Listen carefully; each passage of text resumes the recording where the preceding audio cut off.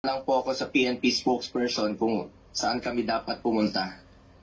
Dahil sabi ni Chief PNP Marbil sa 250 po.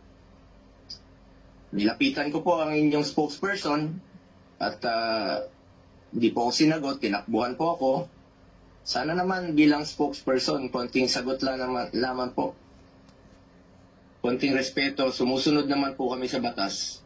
Hindi naman siguro dapat ipagkait sa atin ang respeto at higit sa lahat ang katotohanan. Sa totoo lamang po, ilang beses na po nagsinungaling si now Brigadier General Jean Pardo. Sana po, ma'am, bilang spokesperson, totoo lang po ang sabihin mo, alang-alang sa bayan. Your duty is to be loyal to our flag and to our country.